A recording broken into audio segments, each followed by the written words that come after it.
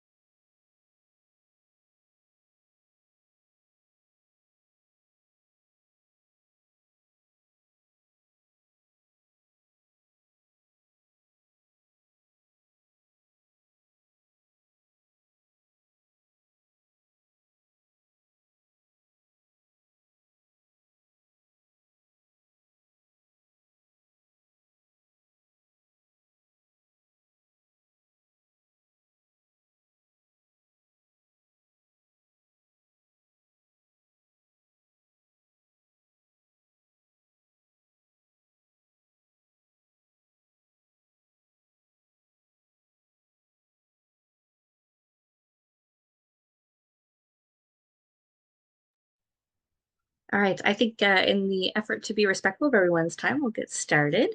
So welcome everyone, good evening. Welcome to Lights, Camera, Career, our film info session for this evening. I'm thrilled to welcome Lee Wall from the Office to Advance Women Apprentices and Natasha Jeffery, who's here to talk about IATSE 709 and some exciting career opportunities that they have coming up. Before we get started, I just want to take a moment to respectfully acknowledge the territory in which we gather as the ancestral homelands of the Beothuk and the island of Newfoundland as the ancestral homelands of the Mi'kmaq and Beothuk.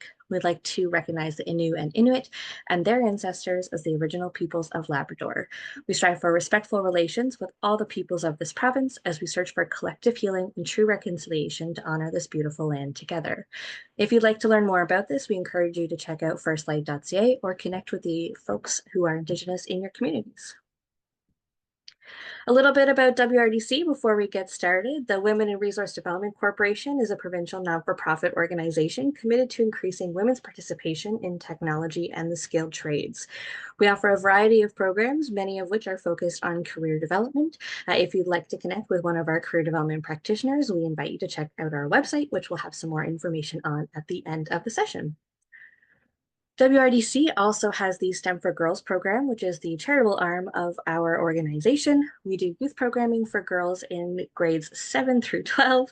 And we just recently launched the online learning lab where you can explore up to 25 different career paths and see what job feels right for you and what you might be interested in. We believe if you can see it, you can be it. So we're all about showing girls role models in these industries and how they can connect to STEM. And with that, I'll pass it over to Lee. Thanks, Amanda. My name is Lee. My pronouns are she and her, and I am the Industry Partnership Specialist with the Office to Advance Women Apprentices. So for anyone here who's not familiar with OAWA, as we like to shorten it, we are also a provincial nonprofit organization, and our mandate is to increase the participation of women and gender diverse folks in skilled trades.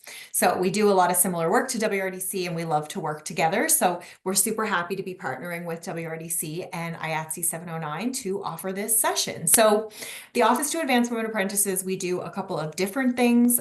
So whether you're a woman who's already in the skilled trades or interested in getting into the skilled trades, we have mentorship programs, we have wage subsidy programs where we'll pay a portion of your wage to incentivize an employer to hire you. We have networking events. We have a variety of different things that we offer. So I'm actually going to drop a link in the chat to a form where you can sign up to be one of our clients or to network with us. So that way you'll be in the know if we are sending out information about events like this, social events and things like that. So I'm going to pop that in the chat. And if I can open it, let's see.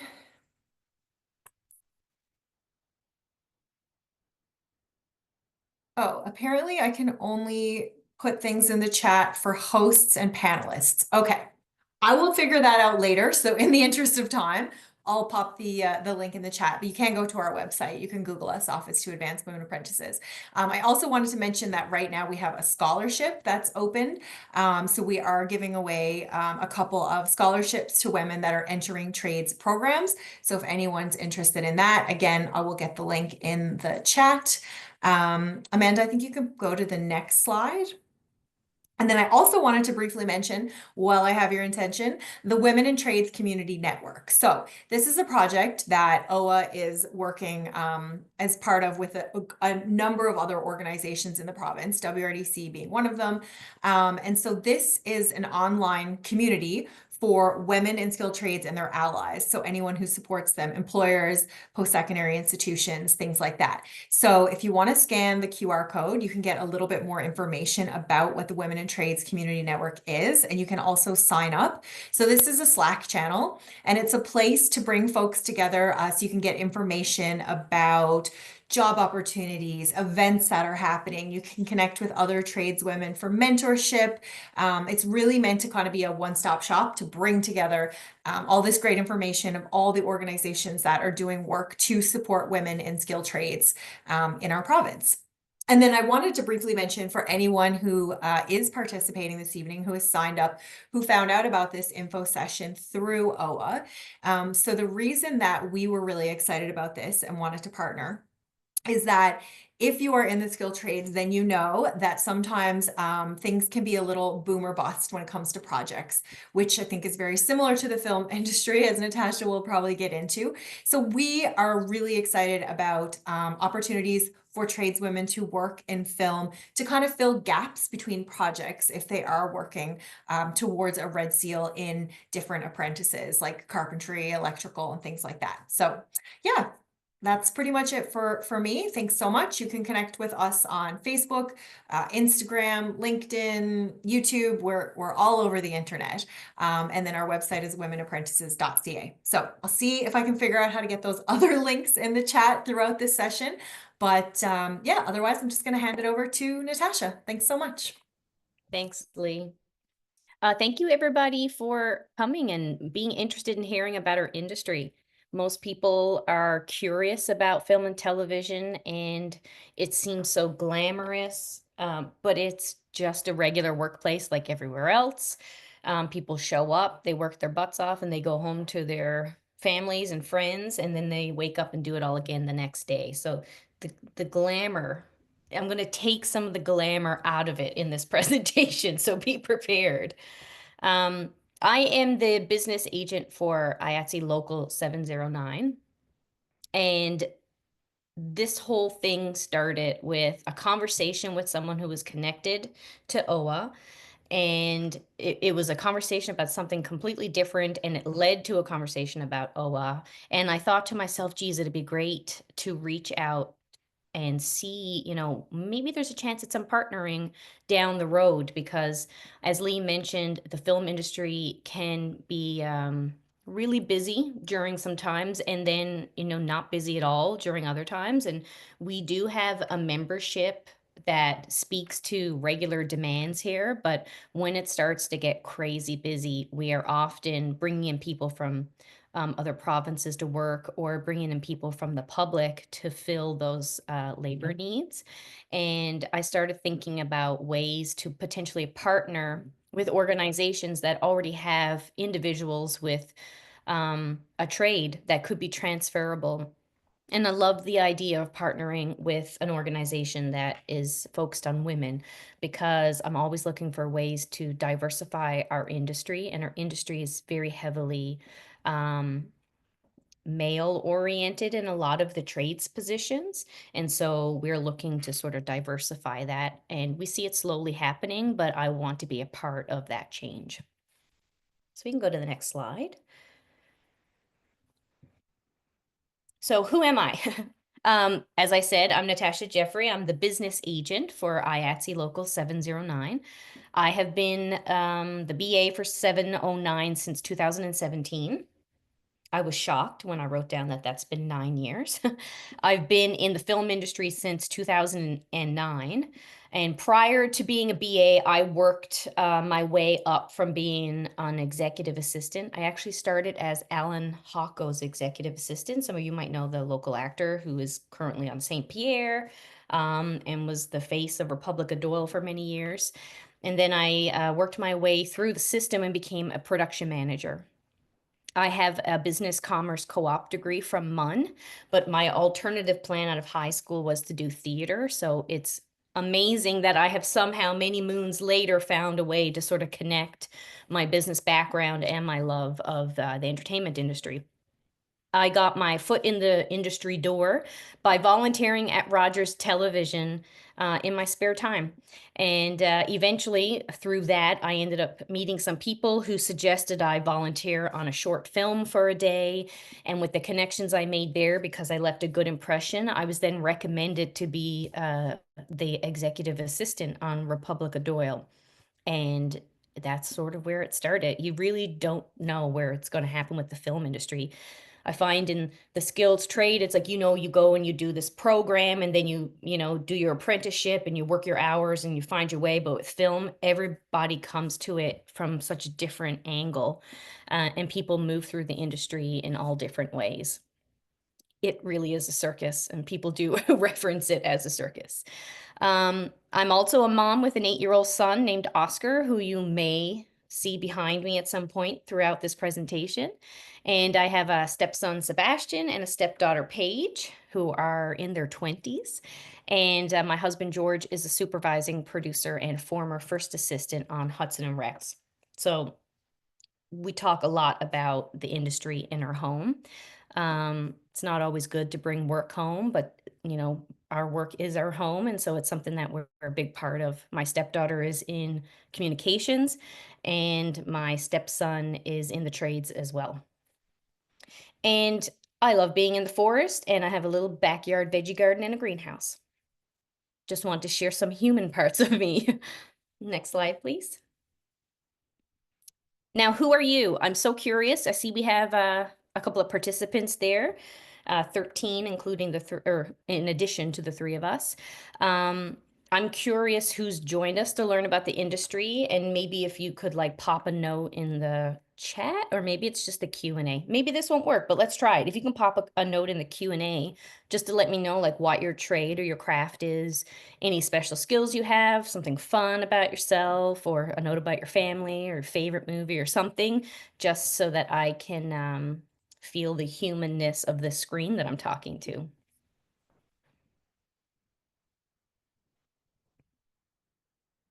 Anybody? Anybody out there? Oh, it says that the chat is disabled. A film instructor One in second here, Labrador. Natasha. Oh, yeah. We've got Stephanie with WRDC. Heidi Adder is a film instructor in Labrador. That's awesome. Rebecca started on TV in 2009 on a reality show. Amazing. I'll say personally, Natasha, that I also started in theater, so it's a great connection. I love that. The Regina International Film Festival, and now here for many years. I'm so surprised. I was not expecting people with kind of film and reality TV and stage background. Was so good. Business consultant working with MUN and CNA, supporting international students integrate into the business community from St. John's. Amazing. Do we have any people who are like in trades, like oh, okay, I'll have a degree in theater, amazing. I volunteer with Rogers TV, that's so cool. As you know, I did too. And I worked on a short film, that's so great.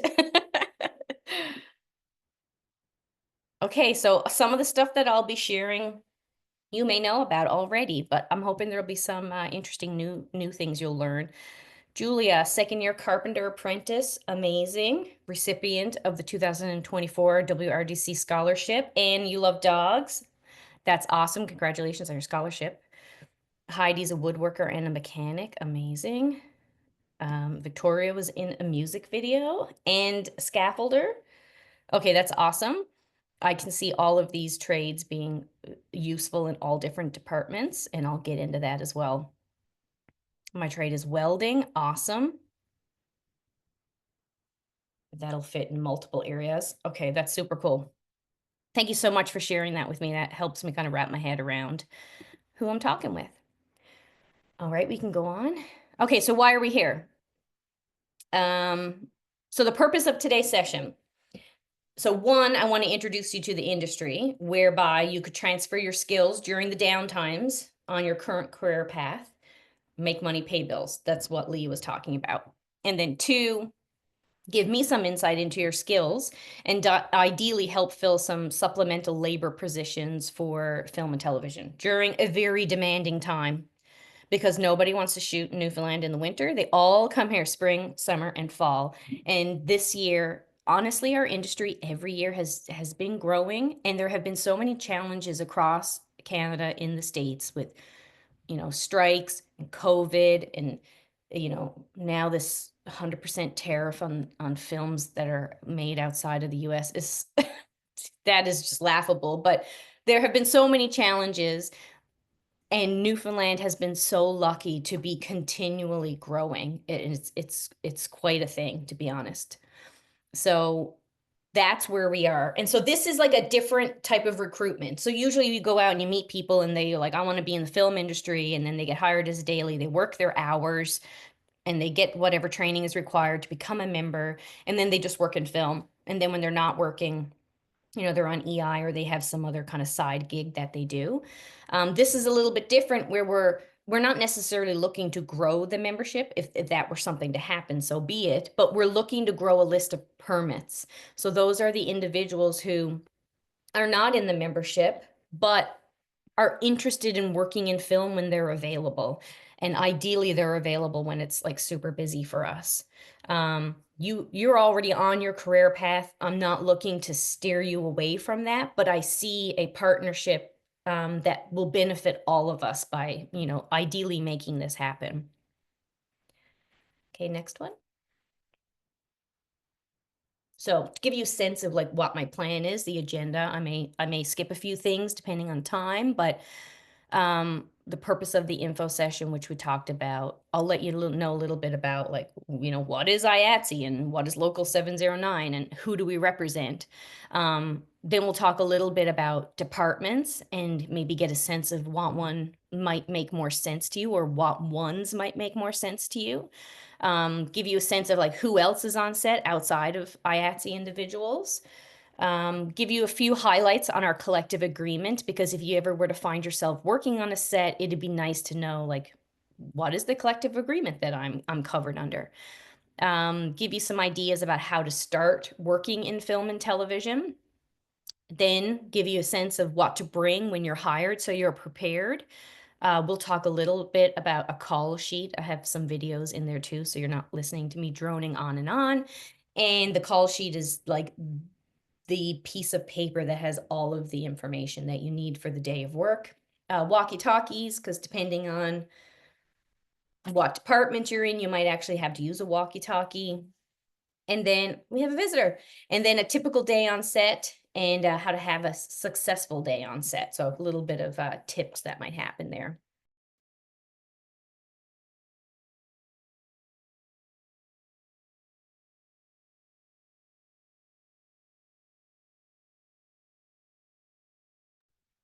That was a dessert request. Okay, next slide. So what is IATSE Local 709?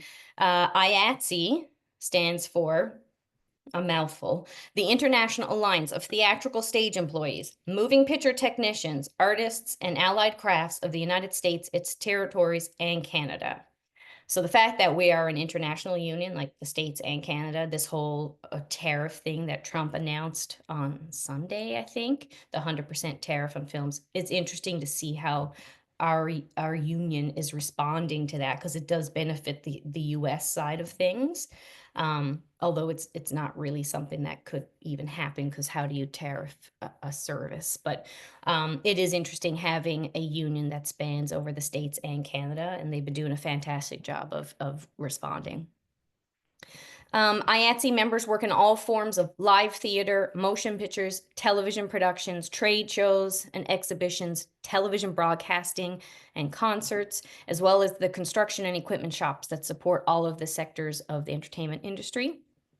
So that's all of the locals together over the States and Canada. But 709 specifically has members who work in film and television, stage and live entertainment, audiovisual, and at Cineplex. So those are the departments, or the larger umbrella departments that we represent at 709. And we have approximately 300 members. And the reason I say approximately is because Cineplex's membership is contingent on your employment at Cineplex, and that sort of fluctuates over time, because a lot of people who work at Cineplex are students who are maybe traveling or in school and only working sometimes, and so on. So it does change, but we're at around 300 right now, which is great. Next slide, please. And who does 709 represent? This is only to do with film and television, not the other departments, because that's more what I'm focusing on today. So we represent accountants. That is a shared jurisdiction with the Directors Guild of Canada. They also represent accountants. So if you work in the accounting department, you get to choose who you want to be represented by.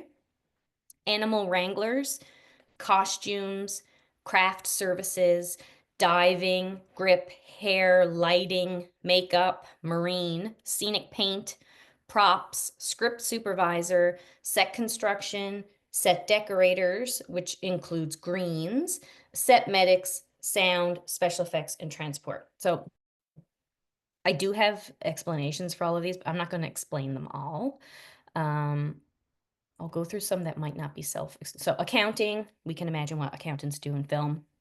Animal wranglers, they take care of, if there's dogs, like Hudson Rex has like 9 dogs on the show. So there are a team of animal wranglers that take care of the dogs. An animal wrangler could be responsible for bugs, birds, snakes, reptiles, any type of animal that's on set, they're responsible for that animal. Costumes, I think that's self-explanatory as well. Craft services is food and drink. So the snacky kind of stuff, like at all times on a film set, you're being fed. And they're responsible for making sure that there's water, coffee, tea, some snack foods as well throughout the day, in addition to the rest of the food that you get served. Diving, that seems straightforward. Grip, I should explain grip, because that might be something that's curious, that you might find curious in some of your trades. So a grip, placement and adjustment of lighting control and reflective materials, the rigging of lighting fixtures that are not on stands, assisting the dolly grip when needed. So the dolly grip is the person that's like pushing this cart that a camera operator is sitting on. The grip is like, they need to know knots, how to like knot things. They're like a Jack and Jill of all trades. They need to be creative and come up with ways to manipulate the light, how to set, like the lighting team will come in and plop down their giant light or their LEDs or whatever. But they need to find ways with like flags or sheets and frames, and we'll see a little bit more about this later, to manipulate that light. And it's like very creative. It's a physical job as well. And you can see here the picture with the crane on the top. That is a bunch of grips at a workshop that we had not long ago for 3 days, where they set up this crane and learned about how to balance it, and everyone got to go for a ride on it. I think I saw a note in there, someone was curious about greens. Okay, cool. Thank you. I will. Hair, I think is straightforward. And we see down here in the bottom corner, we had a barbering course that happened this past weekend. And they learned about all the kind of modern barbering tips and techniques that are happening now. And that was at a local barbershop, and it was like such a great partnership. Lighting, makeup, marine. So if we need to work like with boats, or if we need to be on a wharf, if we need a camera boat, but a boat that's like also has crew in it, marine is involved in all of that kind of stuff. Even if we need like boats for locations, if something's being shot like in a fishing village or whatever, marine is involved.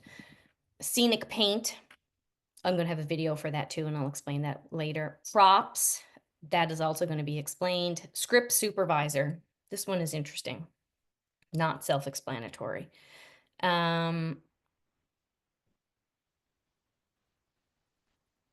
Script supervisor, preparations of the script, verification of artists' lines, keeps records of timing, may run lines with the actors, assists during blocking of scenes, notes deviations from the script, keeps detailed notes of all action, positions, camera angles.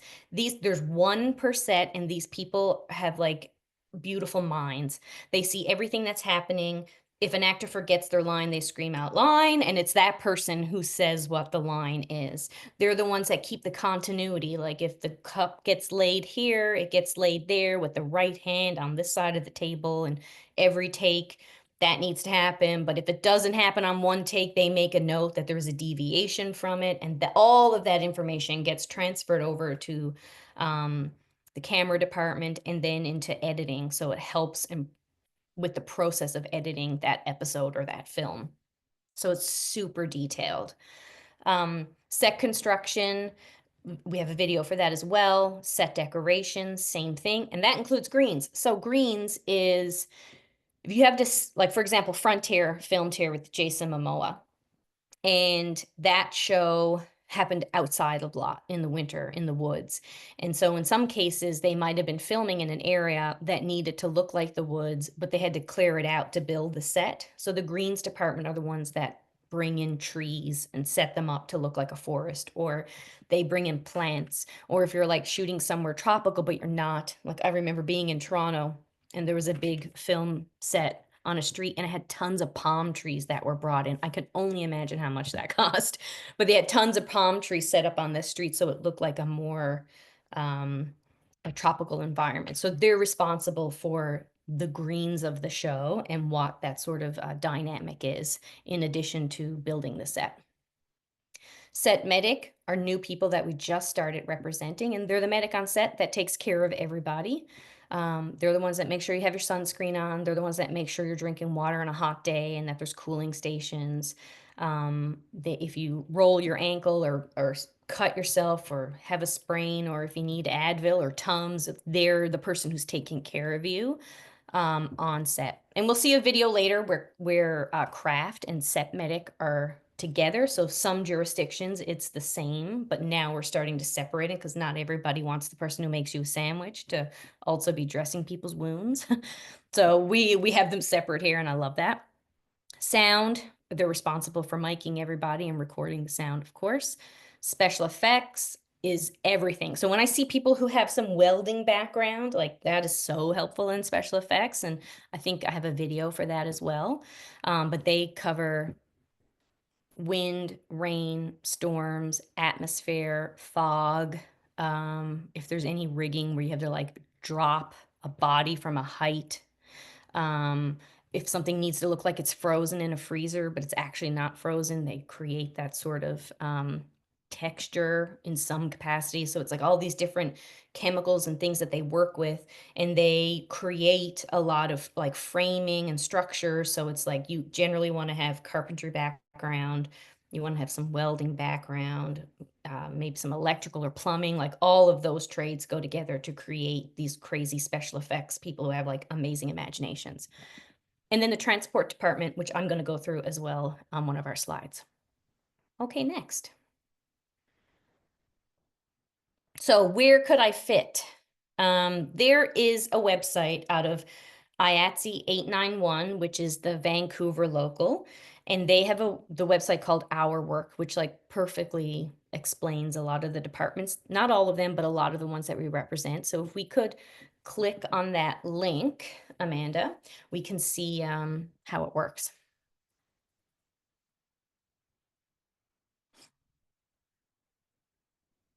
Okay, so skills match. What you do is you kind of go through all these gray blocks and think, gee, what could I be good at? And what are the skills that I have? So I think if you scroll down, welding might be in there. Yeah, there we go, welding. And let's say like wiring, if you want to click on both of those ones, Amanda, welding and wiring, and maybe what else could somebody have? A mechanic. Natasha, sorry, I don't know if you already answered this, but somebody did ask, is a script supervisor like a stage manager? Is that a similar comparison? No.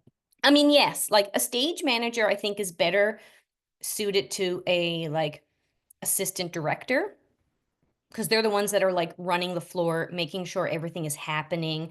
They're like the manager on set, whereas the script supervisor is all about the script, the lines, the details of the scene, and how that translates. So maybe a little bit in that way, but I don't know a lot about a stage management position. I know it can be a little bit different, but if you have that background, script supervising might be a little bit easier for you to transition into. And now we can say, let's see those jobs. Okay, so best match, special effects, like I mentioned, grips for sure, construction. Okay, great. And then they just show you some others like lighting, set decoration, and props. So you can see how a skill can definitely translate over multiple departments. And you just got to find the right groove for you and see what works.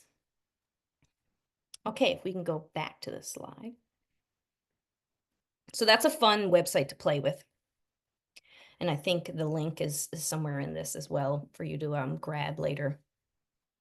All right, next slide. Okay, what does each department do? I picked a couple that I think might be relevant to this group to explain and to show some videos so you're not just listening to me talk the whole time. And that's the website again by departments. But if we go to the next slide, we start with the set construction department. So I think some people mentioned carpentry as a background. This is like great for you. The set construction department's responsible for building and installing sets, scenics, stages, and any other structures or renovations required for production. This includes fabrications in wood, metal, foam, plastics, and similar materials. They will assist other departments with any construction needs. There is no specific certification required. So if you are to be a permit and you already come with a carpentry background, that's amazing.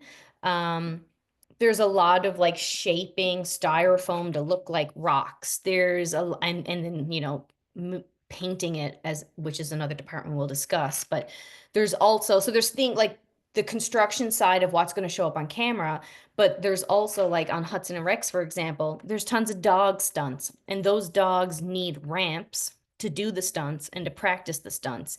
And the amount of like precision with creating a ramp for a dog, you'd think it's like, we'll just build a ramp, but the dog is going to be practicing a stunt. And if they show up on the day to do that stunt and something is off, like the height or the width of that ramp, it can affect the ability for the dog to safely do the stunt. So you do assist other departments in creating certain things that are needed. Sometimes you're like building walls and you're building tables, and other times you're doing things that are even more creative. And you'll see both of those in this video link when you get a chance to click on it, Amanda.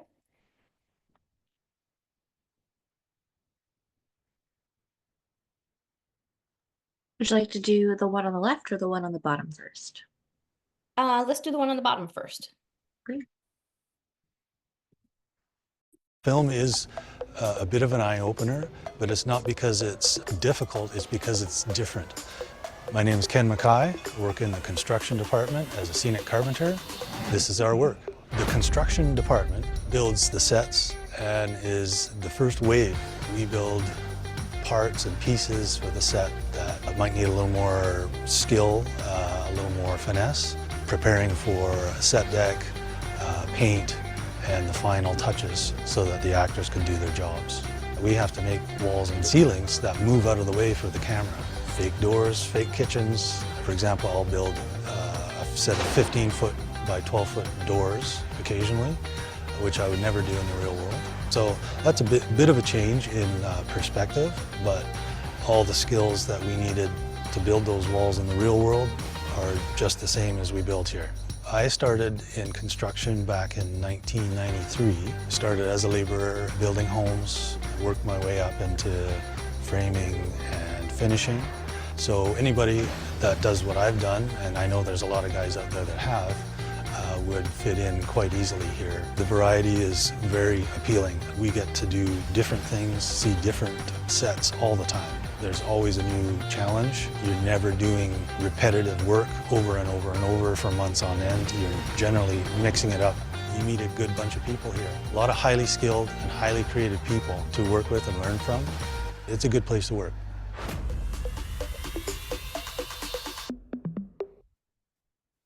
Okay, and now we can click on the other one, which talks to a construction coordinator. Every day when I leave my house, I know I'm getting into a brand new adventure. Every day it's something different, and I just love what I do. Hi, I'm Johnny Dale. I'm a construction coordinator. This is our work. The construction department will oversee any builds that are produced by the art department, and then the set designers and the art directors will create those visions for the production designer, and we will implement those. Every day it's something different, and the umbrella that it falls upon is carpentry, sculpting, and metal fabrication. So if you are planning on getting into construction and you go to BCIT and you took a carpentry course, I would suggest that you go and get your TQ, complete your 4 years, and then you can come into the construction department, or take a cabinetry or joinery course and then come over here. We make sure that we are at the highest level of safety standards. First aid attendant on each and every work site, and every single studio, whenever you start, they have their safety program, and everyone is trained in that safety program. Definitely the benefit of being an 891 member. I started out as a laborer. I had some construction background because it's in my family, and then 30 years later, I'm here as a construction coordinator, and it's something different every day, and that's why I love what I do.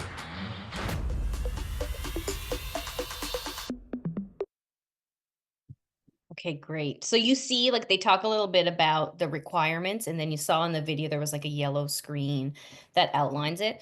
That's for 891 in Vancouver, and they have like 9,000 or something members. So it's different here in our local. So you just want to make sure that you're checking in with requirements. But when it comes to being a permit who's working like as a daily in the department, having some construction background experience is super helpful.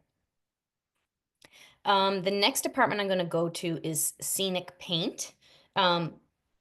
Construction, for example, there was a job ad that was put out from our office today for a Netflix Canada miniseries that's shooting here this summer, and they need like 40 construction people.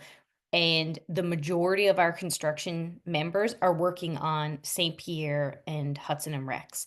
So we don't have members to meet that need, which means they're going to be hiring people from outside of our membership. And so the timing of this is like amazing. And what I would do if anyone is interested in that and they send in the resume, I would be sharing those details with that production who is looking to hire. And we have all the contact information and everything else. So again, the timing is amazing for that. Scenic paint, which will also be a part of that whole call out to skilled trades as well. The scenic paint department is responsible for providing painting on set required by the script and achieving effects as determined by the production designer, all in professional in a timely manner. Painting is not just painting, it's a little bit of everything. Well, you'll see in the video. You can click on the video. I'll stop talking about it and let you watch it. And again, no specific requirement for that other than an experience with painting and skills with doing that.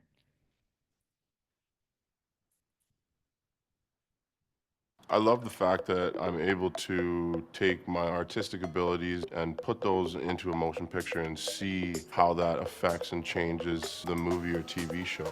My name is Taze Powell. I'm a scenic artist and lead painter, and this is our work. What the paint department does is we deal with all of the scenic elements that are finishes that are painted on a movie set. So that could be aging, that could be brick walls, rust, graffiti that you might see in the background, and so on and so forth. I've been an artist my whole life. I was a painter by trade, and I ended up meeting, in my opinion, one of the best scenic artists in the industry as my neighbor. And so he would sort of tell me about his work, and I would show him my work, and over time he finally brought me in, and it just sort of took off from there, and I found a home.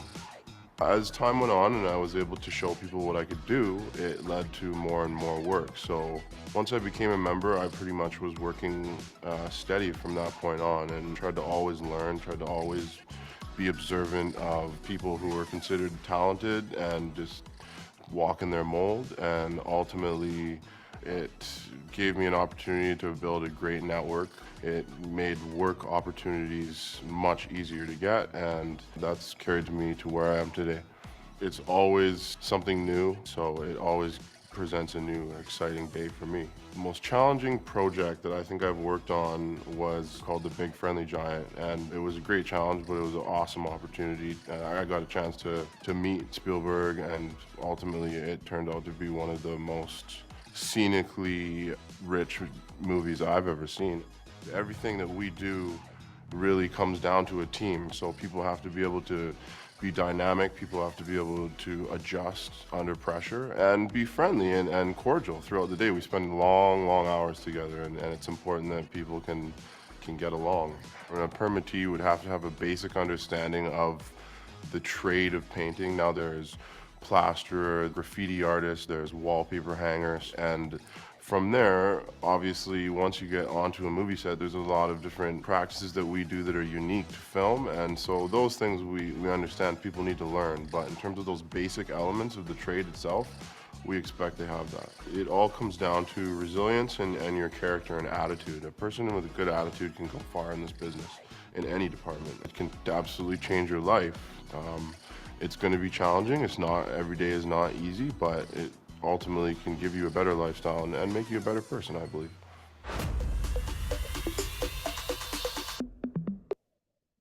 I love that one. He does such a great job of describing like the craft of painting, but also like showing up, being ready to work with others, having a good attitude. Like that goes such a long way in our industry because you do spend a lot of time with the same people, and nobody wants to spend all day with a curmudgeon. So it is so true. What you can bring, both soft skills and hard skills, is recognized by everyone on set. Okay, next is the grip department. That's like the catch-all creative folks. Shaping light. So the grip department is responsible for positioning and moving the camera and blocking or diffusing light sources as directed by the director of photography, also called the DP. The grip department will assist the rigging department to provide rigging or scaffolding as required by the DP. And I saw that someone mentioned scaffolding. So sometimes, depending on where they're filming, they may have to block some windows or lights. So scaffolding is a part of it. And one of our key grips said that they, when they're looking for people, they love to look to the individuals in the scaffolding work. They feel like they're a good fit and they come naturally with skills that transfer over into the grip department. So I'm glad I saw someone mention that in the notes as well.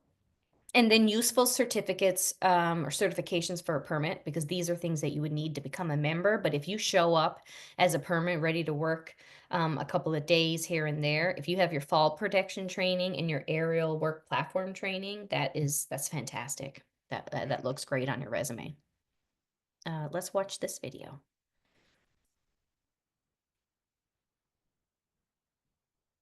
It's quite the car rig in that picture.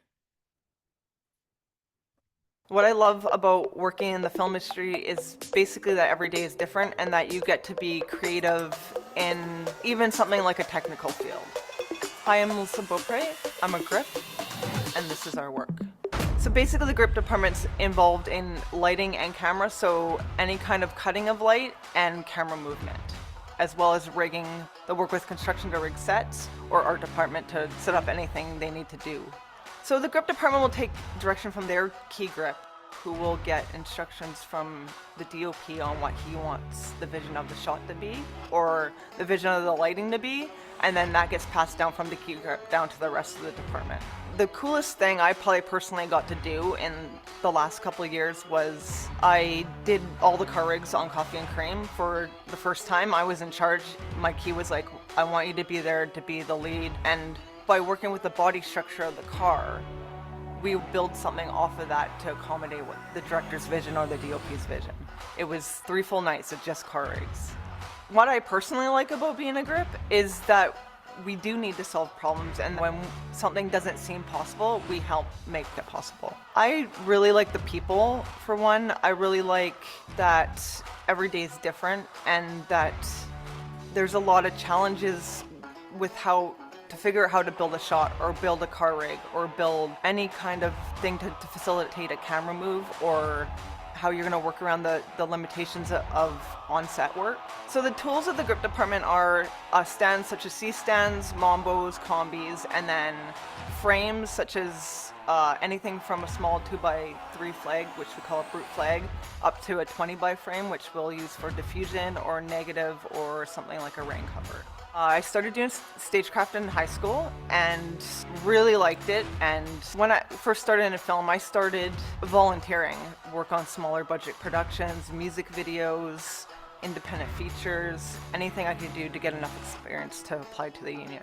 Basic skills to become a permittee in the grip department are an aerial boom lift ticket and fall arrest and WMIS safety course, a general overall willingness to learn, have a bit of physical strength. We lift a lot of gear, an open mindset, flexibility, and just a general good attitude. I would say some of the opportunities that you get once you become an 891 member is you get to work with some of the best crews in the world and some of the best shows in the world. It is so much fun.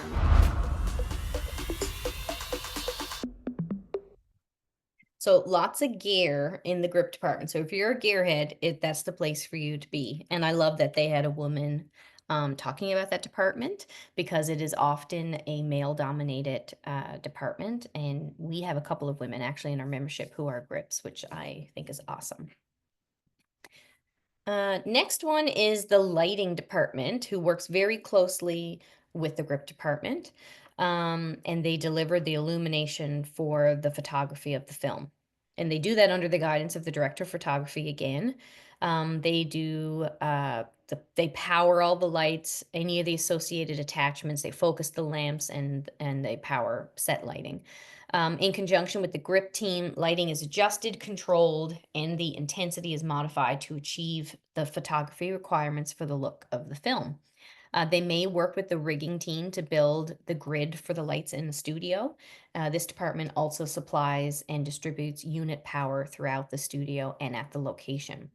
So when you go into a studio, there'll be, like, any of you guys that have experience with the stage background, there'll be a lot of piping that's set up and just drop down a little bit from the ceiling, and it's secure so they can hang lights and do specific things above the sets. The sets obviously don't have a ceiling on them, so if you want to light over a kitchen table, it's hanging from that grid, and the grips and the lighting department will create that in a studio environment. Generally at a studio, the power is through house power. And then when you're on location, the power is through the Jenny.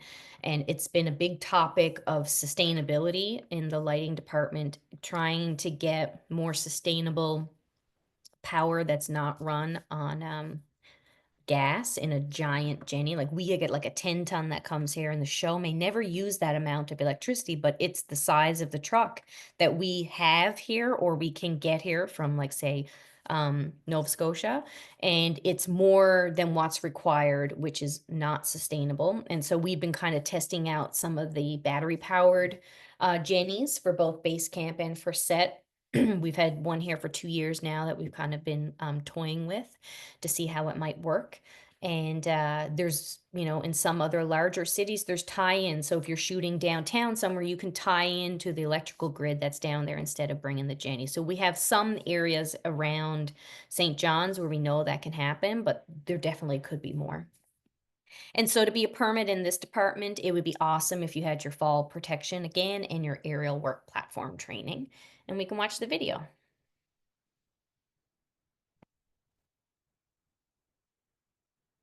Thank you so much, Amanda. I was always interested in photography and creating a picture that is unique to that world. I wanted to know how people painted with light, essentially. I'm Kat Rustin. I'm a lighting technician, and this is our work. The lighting department handles all the electricity and all the power on set. We set up the stages with power and circus and set. We also handle all the big lights that makes the tone of the show. My favorite part about being in the lighting department would be making a new world. Each show is very different, each crew is very different. There's always an adventure, and being able to explore creativity and observing everyone else's creativity. A really cool moment for me that stands out is when I was doing a couple of gaffing gigs for Bates Motel in their second unit, and being able to make the shots with the DP, of course the DP, but adding my input in the whole show.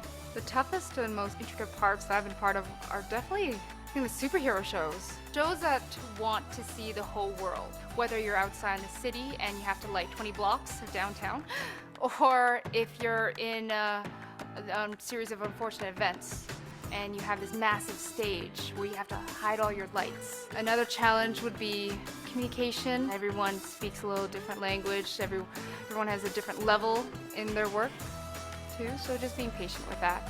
Bringing the power over to certain locations, sometimes it's very difficult, and all the DMX cables, it's crazy. Basic skills is definitely get your appropriate tickets, and that way we can trust you with big equipment, and completing your permittee test. So make sure you understand what kind of equipment we use. Being a quick learner, good hands-on, being willing to fail. Being very observant, asking a lot of questions, asking for help, or assisting other people in helping.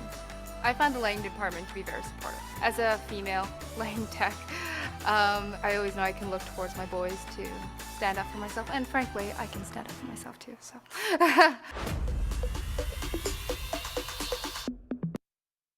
That's great. She mentioned gaffing on Bates Motel. Gaffer is the name of the head of the lighting department. Just for those of you who may not have known what she was talking about. We got like, what, 2 more, maybe 3 more? Yeah. Okay, we're on to props now. All right, so the props department is responsible for the supply and maintenance of anything the actors are required to handle or use during the film, as the art director, or first AD request. So if an actor touches it, or sits in it, or leans against it, or whatever, generally props is involved there. That's kind of the designation between props and set deck, but sometimes there is there's a shaking of hands on some sets. And useful certifications for that department, not required for a permit, but definitely useful. And if you were applying, I'd put them on your resume. The Canadian Restricted Firearms Safety Course, and the Food Handlers and Preparatory Certificate. So the reason the firearms one is there is because props are also weapons. And you can have soft props like a soft gun, or you can have a decommissioned gun. And there's all these different levels of types of guns that can be on set. If guns are being used, the production hires a weapons wrangler or an armorer, or like there's different titles for that same role. And they're responsible for those guns. But it's important for the props department to understand how to safely store and work with guns of all different kinds. And then for the food handlers, a certificate that's super helpful because you're often dealing with food and drinks. You know, if actors are eating something on set or pretending to eat something on set, or they're at a bar scene and there's drinks and you've got to track who has what drink and how much was in the glass and all that kind of stuff. And the perfect example was on Frontier in one of the sets. It was like the bar set. They had a whole bunch of hunks of meat hanging from hooks, and they were there all day. So they had to understand, like, okay, when do I switch out the meat? How long can it be out under the hot lights? have to travel it back over to the refrigerator. Otherwise, we've got stinky, rotten hot meat hanging on set all day, or just like sitting on a table with a blanket over it, which is not appropriate. So understanding how to properly handle and prepare food is super important and helpful for the props department. And we should watch this video. That's right, we haven't watched this one yet.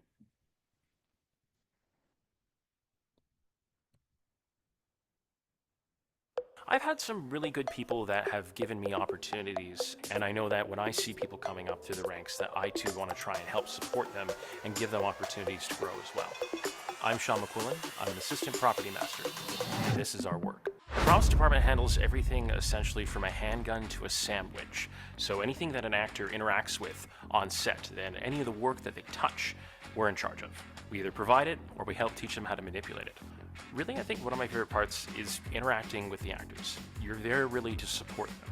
You know, they come into a strange situation, they know that they're supposed to defuse a bomb, but they've never defused a bomb before. So you come in and you say, hey, this is the parts I want you to touch. We've got these wires here. This is gonna activate that. This is gonna change that. You're just that support structure to make them feel confident and strong and understand that the world they're inhabiting is believable. And it could be literally anything. Alien devices, I think, are probably the coolest. I love science fiction. I love anything where you get to throw LEDs into something and just have it glow. You take two different products, it's called kit bashing, you smash them together. You take like a blender and you take a crock pot, put some LEDs in it, and all of a sudden it's an alien diffusion device. Like, you never know, and I like that kind of like combination of things. You're there to make sure that what they're doing looks realistic, and it just helps enhance the story. You're learning as much as they are on the fly sometimes. Know that different doors are going to open as you enter the workforce. You're going to find out that there is a niche that you didn't even know you had that is super important to maybe the same department or another department, and you can pursue nearly anything if you just keep going for it. Some of the best skills are being a jack of all trades and a master of none. My time working as a bartender has come in handy on set. You know, any kind of work that I've done previously in my life eclectically always evolves to, hey, I know how to manipulate this thing in the real world, even if it's the not real world and it's an alien ray gun. The characteristics I look for when I hire someone is attitude more than anything else. Is I want someone who has the capability to try anything. I want someone who's willing to take risks and go, even if I don't know how it works, I'm going to find a way to make it. And if it doesn't work, at least I know that you have the capability to try. To become a permittee in the props department, one of the first things you need is your gun license. It's actually one of the few reasons I got into props in the first place. I grew up in Alberta and happened to have my gun license, and my first day on set, I was handing Dolph Lundgren a rocket launcher. We're in a situation where we're constantly finding problems there aren't solutions to. And sometimes part of having the solidarity of people around you is when there isn't a solution, how to find a way to make people agree that there isn't. And a lot of that is people management and being able to have people with you on your crew to support you and back you up. Because when you're alone, you can be thrown to the wolves. But when you have everyone around you supporting you, you can make it work. And I think that's my favorite part.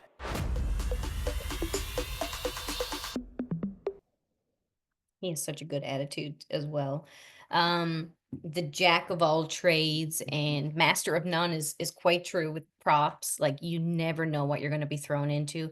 Having some experience with like a 3D printer or using molds. Like, there are some people like who are part of like Sci-Fi on the Rock, for example, who build guns and weapons and whatever. Like, those types of skills are very transferable into the props department. And sometimes they will look for people specifically to build certain props that are required for the show, not necessarily be a member of the team, but to have, if you have the skill to create that thing they need, you can be hired outside to create it and they will rent it from you.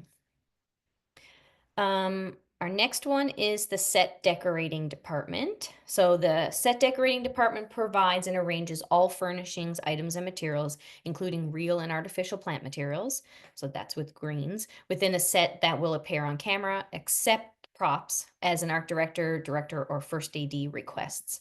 And so when you have all these people possibly requesting things like the props department, a good prepared individual knows to always have multiples and different things that, like, they're looking for a watch, and we should probably have 5 different watches, or a purse, or a telephone, or something like that. Like, having multiples that can be available on the, on the day when the director decides, hey, all of a sudden I think I want this instead. If you have those things prepared, it's definitely recognized that you've showed up and you're ready for the day. Let's do this video.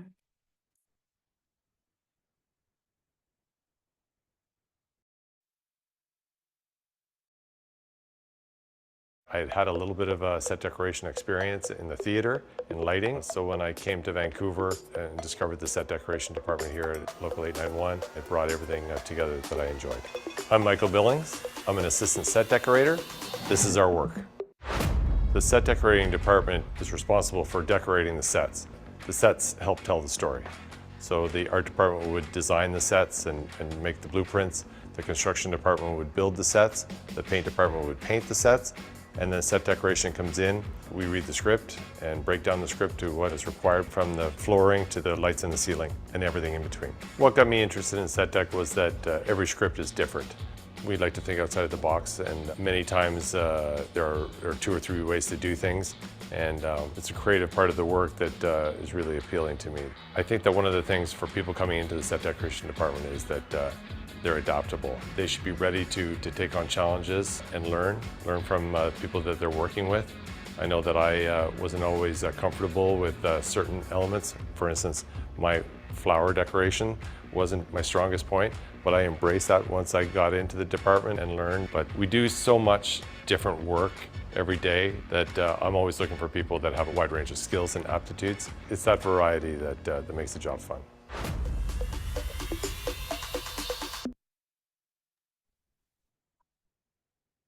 I actually know that guy from some of our conventions, and before you even know that you need a pen, he's there handing you one. Like, he's very attuned to the set, which is impressive. And there is a role within the set department. Like, most times the set department is at the other location getting it ready for the film crew to land there the next day or later in the day. But there is an on-set set person who pays attention to the monitors and is making sure everything is positioned properly. And they have a keen eye to what's there and what should remain in a certain spot and what's needed. And he's one of those guys. It's pretty impressive. I lied when I said I just had 2 more, because I have more. Special effects is next, which is great because I know there's some people here with some experience that's transferable.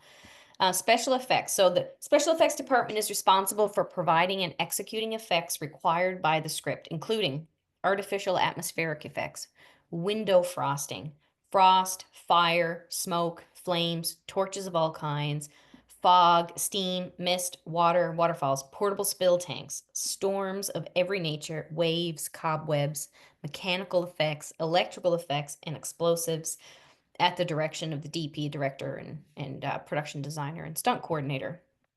So they do all these crazy things. If there's ever fire, they're in with a flame bar doing something. If a car explodes, they're in doing an explosion. There was a show that filmed here. I'm completely Departure.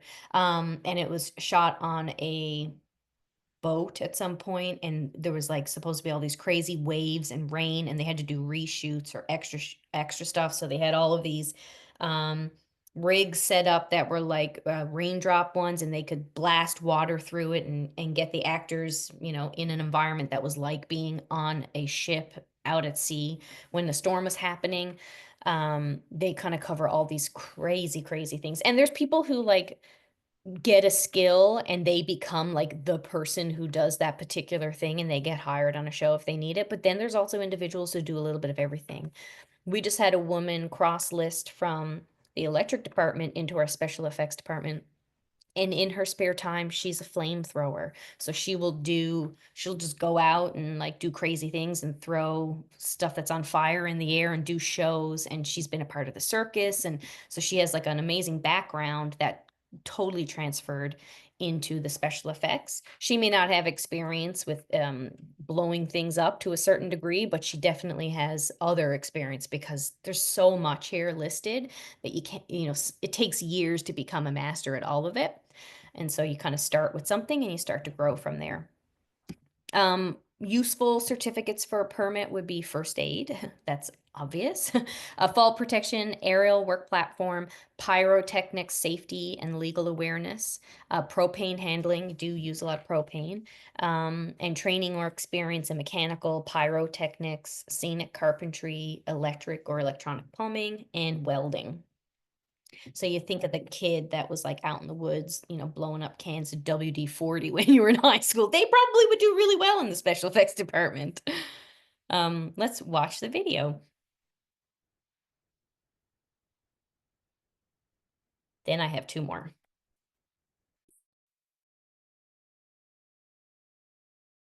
I couldn't believe it the first time I saw an explosion. I was like, wow, we just blew off 2 gallons of gas with black powder.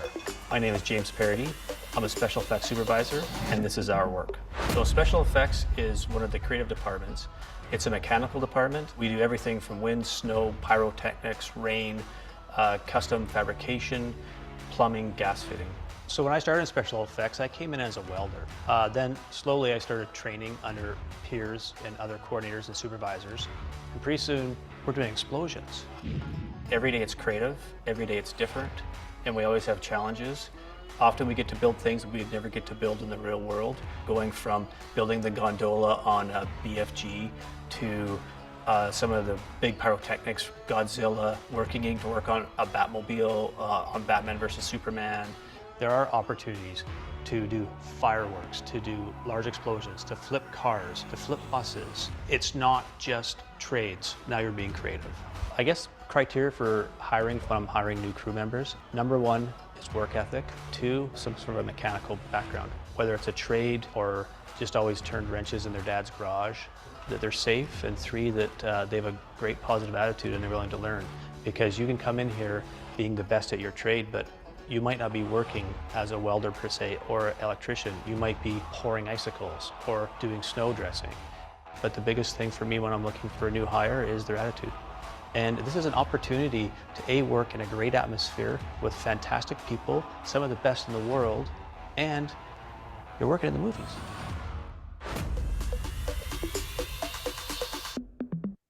It's cool how he mentioned about snow dressing. When Severance came here last year, they had planned to come here earlier in the year. They actually wanted to shoot Newfoundland in the winter, which was like super exciting. But through all the processes and things are happening, it kept getting pushed. And so when they got here, a lot of the snow was melted. And so they had to bring in a machine and bring in a big special effects team and throw chunks in the snowmaker and then dress the whole set with snow, which was like just so unfortunate, but it looked great. If you happen to see that episode, it looked fantastic. Natasha, we just have a comment in the questions that Lisa says she just wanted to let you know her background was a crane operator, a zoom boom and forklift operator, also esthetician. That's all. Amazing. That's A a little lot. bit of And that sounds, everything. yeah. Yeah, you're a film kind of person. That's great with the, I don't know what kind of license you would have with those operating the zoom boom and forklift and everything, but I feel like they would be helpful maybe in grip department, maybe even in transport. I'm going to cover transport. It's not the next slide, but the one after. And some of that might fit in there as well. And I also saw the comment about missing out on the dog sleds and the ice roads in Labrador. That was great. Just saying. And somebody else is a tower mobile crane operator, which is great. Okay, craft department. Craft department is responsible for providing nutritional, nutritional, not always, it's hard here, and beverage needs other than providing meals. So for production personnel, actors and extras when specified on set during the filming day. So like I said, water, tea, coffee, and snacks. Craft service may be required to provide specific dietary requirements. We have that in our collective agreement, so they do need to have, you know, gluten-free, dairy-free, vegan, all that kind of stuff, and be prepared to respond to individuals who have specific dietary requirements. And it's not really something that's common in Newfoundland, but we're trying to make people be more aware of how to prepare foods, even just like vegan foods, for example. Useful certifications for a permit, first aid and food handler and preparatory course. Definitely useful in this department. This is the last of these videos, and the next one is transport, and there's no video.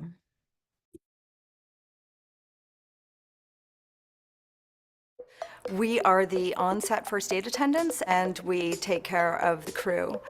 We try to make a long and hard day a little bit better. I'm Amy Miller, First Aid Craft Service, and this is our work. First Aid Craft Service are like the parents on set. We provide the comfort and try to motivate people and keep a positive attitude. We take care of the light snacks and beverages throughout the day. I became interested in First Aid Craft Service when I was taking my occupational first aid course. I was a camp cook. I worked in remote camp situations, tree planting, diamond drilling, and gold exploration camps as the cook and first aid attendant. My favorite part about being in the First Aid Craft Service department is the people. Some of the challenges that we face are definitely the long hours and being on your feet all day, and challenges that come with a variety of locations. When I am looking for new members of my team, I am looking for people with a very positive attitude. They need to be hardworking and be great with people.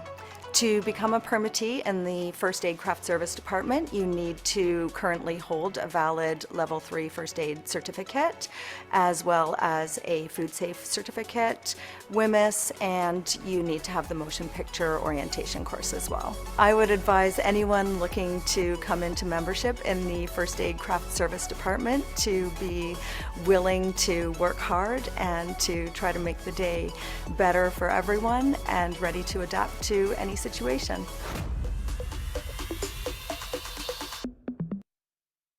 So as I mentioned, our first aid and craft services are separate. It's not the same department. So the first aid side of things, like there's a first aid kit that's on the craft truck, but you're not responsible for doing any first aid.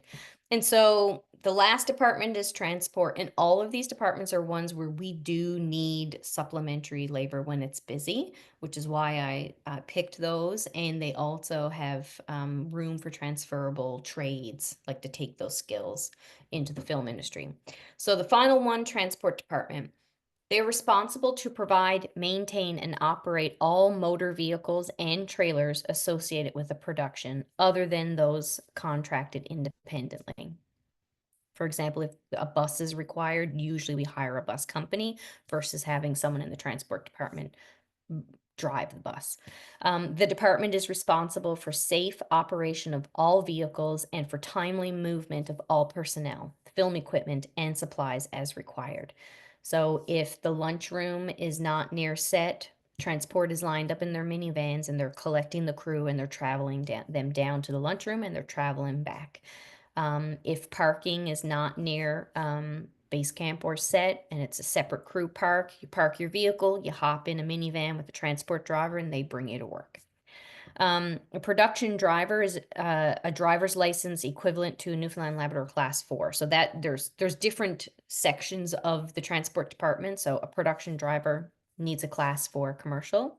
And what's different about this is in other departments, you don't necessarily have to have all those certifications, but in transport you do because it is a provincial law. You cannot drive certain vehicles without certain licenses. And then you put a driver's abstract on file. Heavy equipment driver, which we definitely need more of, is a driver's license equivalent to a Class 3 or higher, and then a copy of a driver's abstract on file.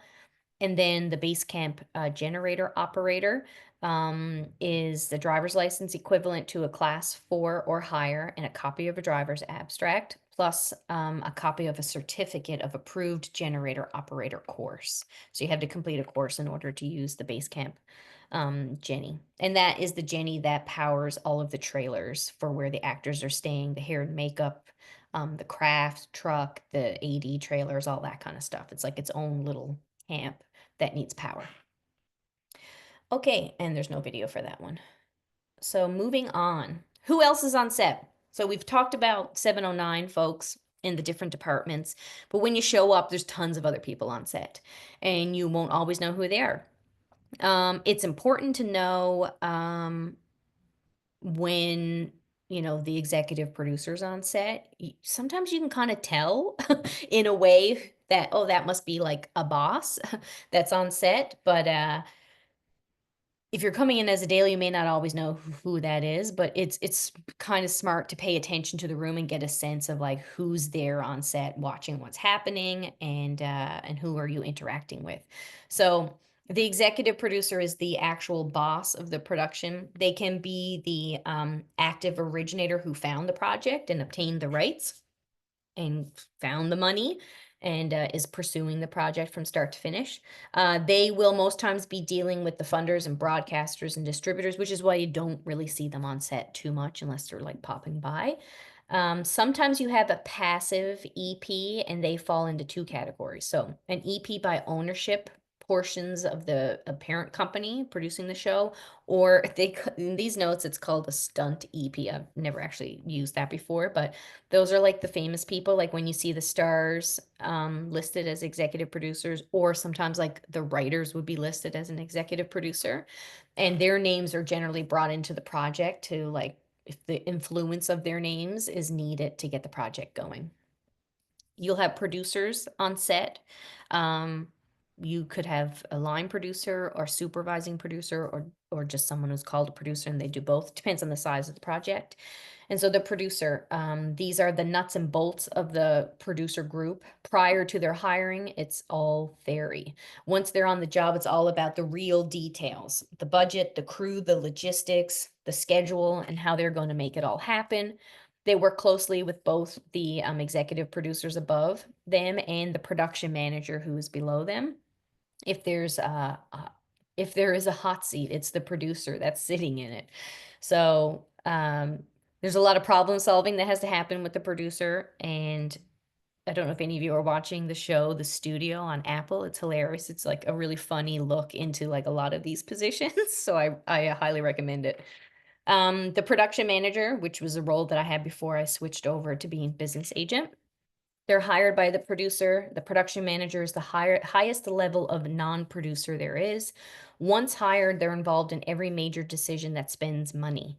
The budget is their Bible. The crew list is their roadmap. They are in charge of the budget. They work closely with both the crew keys to manage each department's budget, and then with the production accountant to report on the budget. If money's being spent, the PM better know about it.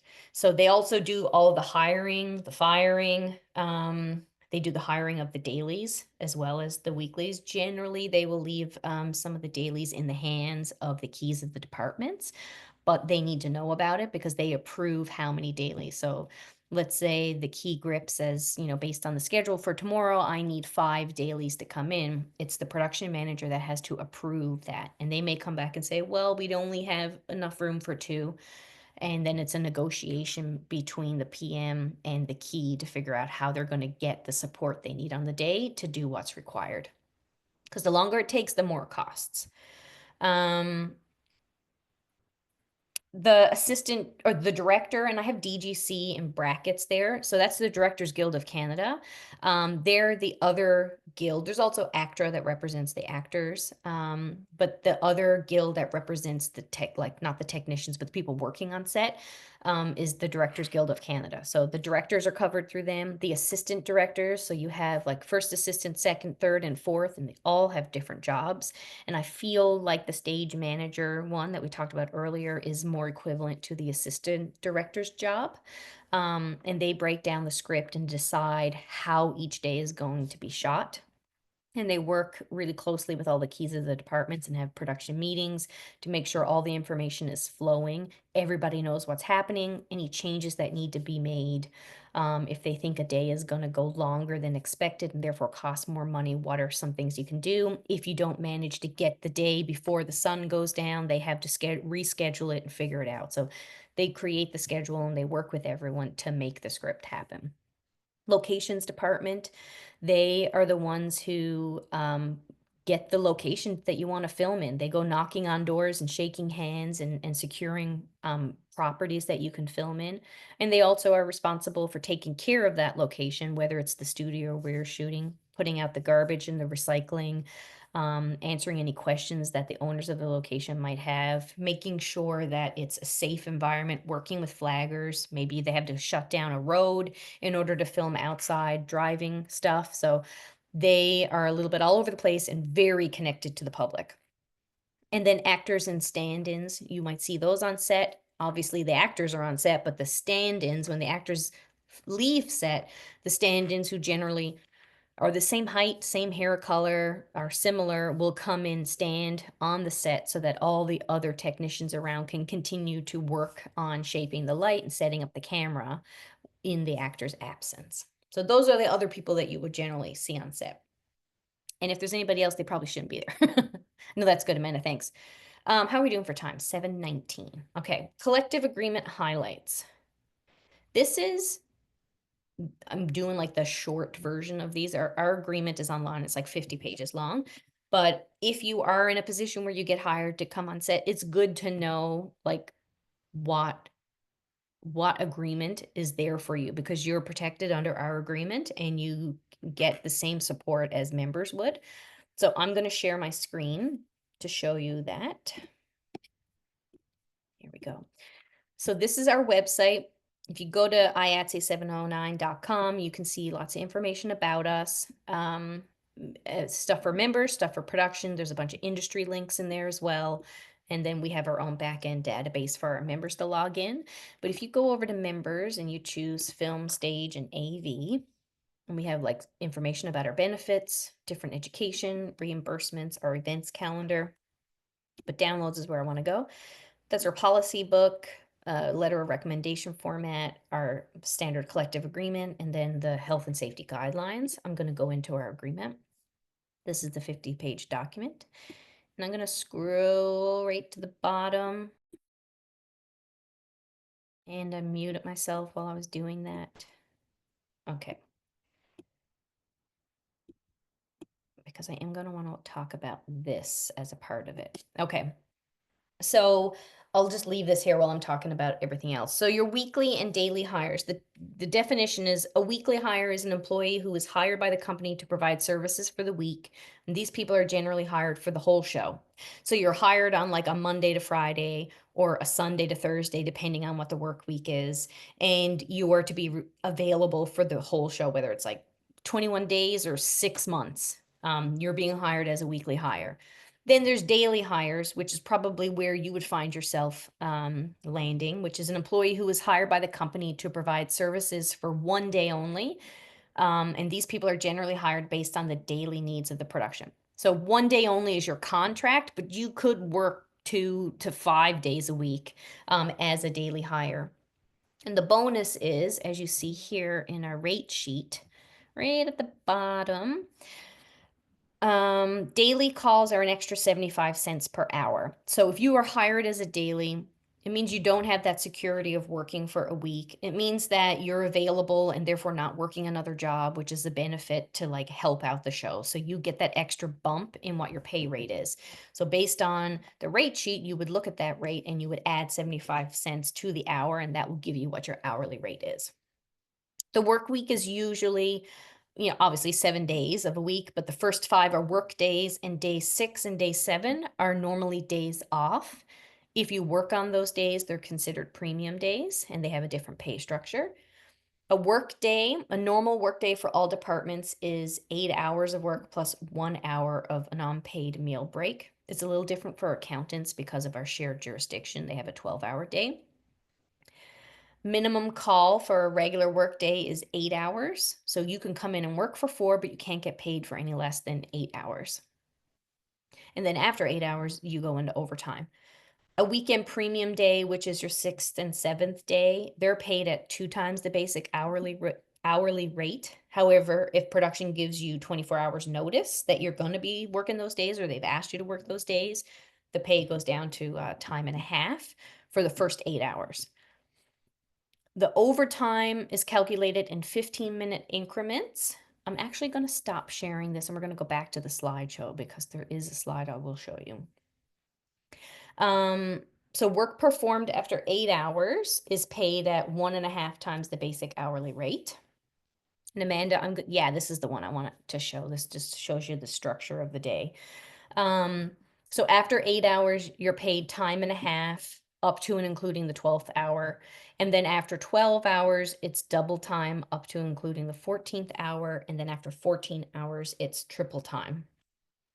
And then on a 6th day, and you can go back to the previous slide, Amanda. On a 6th day performed after 8 hours, you get paid triple time. Unless production gives you 24-hour notice, then it's 2 1/4, up to and including the 12th hour, and then you're into triple time. And on the 7th day, it's triple time. And then turnaround is also important. Every department gets 10 hours of rest between when they wrap and when they're called back in, except for transport. They get 9 hours. So if that turnaround is encroached, depending on what your workday looks like, you get paid triple time for the time that's been encroached. And then there's a lot of meal breaks. So you come in, you get your mandatory breakfast at the top of the day that you're responsible for showing up a few minutes early so you can, grab a breakfast burrito. And that of course depends if you're actually starting on set. If you're starting somewhere else with the set department or construction, it's not included. The breakfast is on set. There's a different structure for those offset departments. So you do your breakfast, then 3 hours after crew call, you get a substantial, which is like, I don't know, a bowl of macaroni or yogurt and berries or like lasagna or rice and teriyaki chicken or something like that. It's like a small little serving bowl. And then 3 hours after that is lunch, which is an hour unpaid and it's catered. And then 3 hours after lunch is finished, there's another substantial. In some cases, when shows wrap earlier, we don't do the second substantial because it gets wasted. And lunch is enough plus craft. And then depending how long the day is, there could be another second meal that is served. Not always the case because our shows don't go that long and we just go into meal penalty instead. And that's basically a penalty of an amount of money or a percentage of your rate that you get paid if you are not fed in those particular increments. And then, of course, you have access to craft service all day. Either it's the craft table or the truck. And then for wages, so I'm going to go back to sharing my screen now and show you how to figure out what your pay would be if you get hired. We have a tier structure. DGC has a different tier structure. They're not comparable apples to apples, but they're similar. Depending on the size of the budget and how many episodes or the length of the episode, we break it down into a tier structure. So you see all projects under 1.25 million are tier 5. This particular tier is often negotiable with some of our production because generally, if we don't have members available, we would consider different ways of managing a tier 5 structure. But on paper, that's what it is. But just know there's some flexibility in that world. A tier 4 is a low budget feature between 1.25 and 3 million. An MO movie of the week that's 1.25 million or more, or a series that's split between a half hour or an hour episode. And then that just keeps moving up until we get to our top tier. So the Netflix one that's filming here this summer, I don't have a budget confirmation yet, but it's a tier 1 production. They got a lot of money. And so these are the rates that you'd be looking at. Generally, St. Pierre, Hudson Rex, Son of a Critch, those ones will be either a tier 2 or a tier 3. That's kind of like our Canadian content world that we have. And so you'd scroll down. So if I go down here and I want to look at grips, dailies are generally the third grips. And so we'd be looking at, somewhere in this range. Netflix is $34.74 plus your 75 cents. St. Pierre and St. Pierre and Rex, I believe you're looking at 33 plus your 75. And we don't know about Son of a Critch yet and what that's going to be, but it could be in this range here, plus the 75 cents per hour. And most of the third rates, like the lighting technician rate, is the same. Some other departments, there was a person who mentioned esthetician, so I'm not sure if that's more makeup or if that's a different sides of like nails and eyelashes and all that kind of stuff. I don't know my esthetician world that well, but makeup assistants generally come in as a second, and those rates are the same. Props, you could be a props person or a props builder, depends on what it is. There's the rates. So you would kind of scroll through this. Scenic paint, a scenic painter, they get paid a little bit more. And the same with set construction. They have some of the higher rates as well. So if you come in as a carpenter assistant, it's different. But if you come as like an on-set carpenter, which is generally like the third position, you're looking at these rates here plus 75 cents. And so on. So that's where you go to find out, okay, I've been hired, and they're going to say, yeah, it would be paid the standard rate. Well, what does that mean? Oh, and production driver, another one too, or heavy equipment driver down here. Good to see, because there might be some people that fit into those departments. Okay, back to our slideshow, and we're at 7:30. I'm going to pick and choose what I'm going to talk about now. Okay, this is an important one. So how can I start working in film?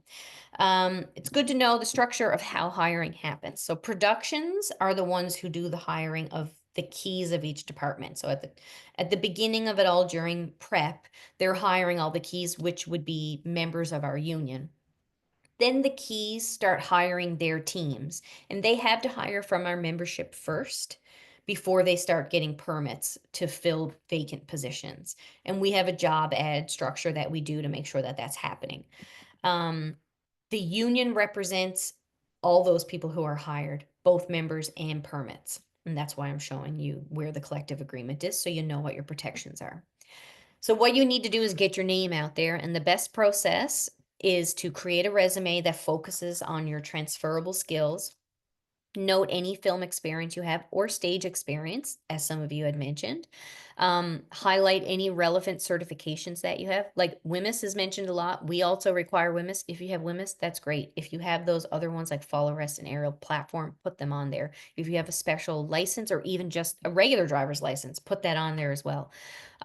Any hobbies that are like creative skills that could be used, you know how to use a 3D printer or anything like that, put all that stuff on your resume. That's like great for people to know. Make sure you include up-to-date contact information. Seems obvious, not always obvious.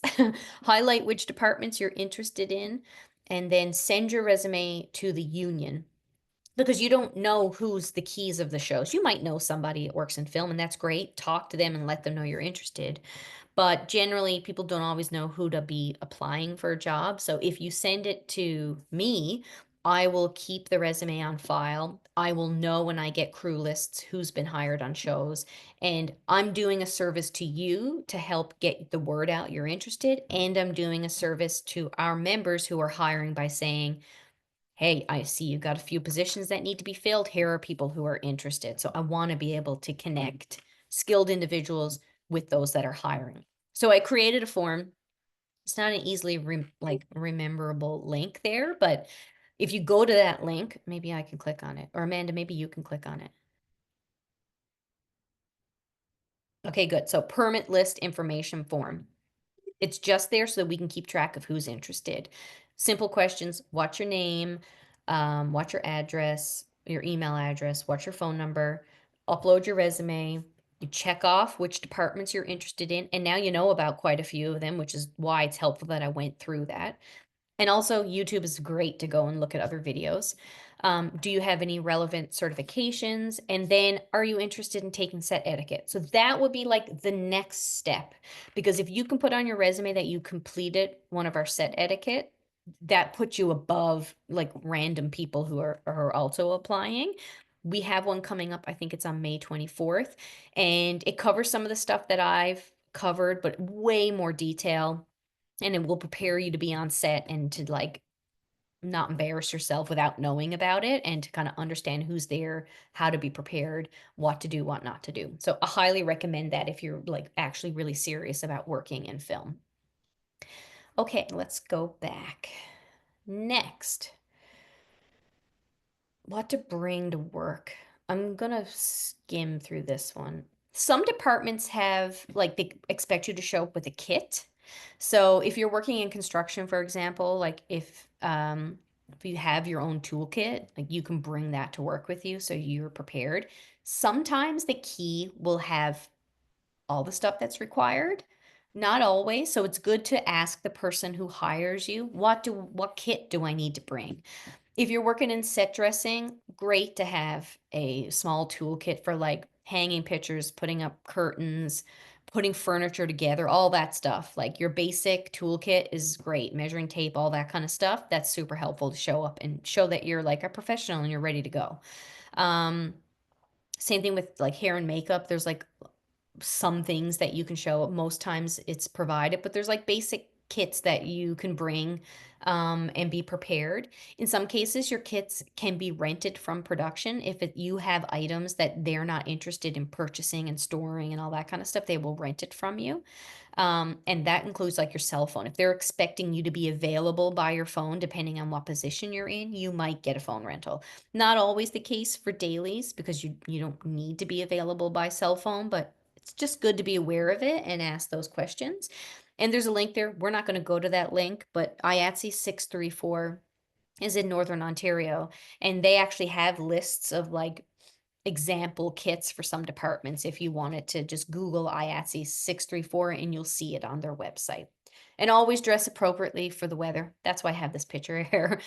Always good to have layers, rain gear, a hat, multiple hats actually, depending on if it's sunny or rainy or whatever, gloves, waterproof shoes, all that kind of stuff.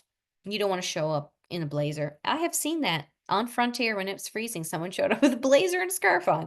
So you want to be prepared for the day. And generally dark clothing is preferred just because of the reflection and the light on some clothing, depending on where you're standing in relation to the camera. Call sheets. I do want to show this quick video. I had all this stuff I was going to talk about, but the call sheet, I just want to show the video. It's like a minute and a half, and it helps you understand what a call sheet looks like. How does a crew know what they're filming every day? They read the call sheet, or they're supposed to read the call sheet. A call sheet is a one-sheet description of what you'll be filming on a given day. On the top, you'll have the project title, the AD and producer information, general crew call time, the nearest hospital to set, the primary filming location, sunrise and sunset, breakfast and lunch times, the weather forecast, and any special information. You'll see the shooting schedule next. This will have scene headers and descriptions, and it'll specify which characters you need for each scene, whether it's a day or night scene, the page length of each scene, and if there's any special instructions. Under that is the cast list. Each cast member has a number assigned to them that you just saw on the shooting schedule, their work status, so their first day, a working day, or a finished day, what time they report to hair and makeup, what time they report to set, the set that they do report to, if they're a minor, and if there's any special instructions. The next section is for any other special notes or the advanced schedule, which is the projected schedule for the next day. On the bottom, or the back for larger productions, you'll find the crew list broken up by department, and each person will have an individual call time, which usually corresponds with the general crew call time. Not every call sheet will look the same, but as long as it has the information we just talked about, the layout doesn't matter. Let us know what else you'd like to learn about, and I hope this was a good tip for you.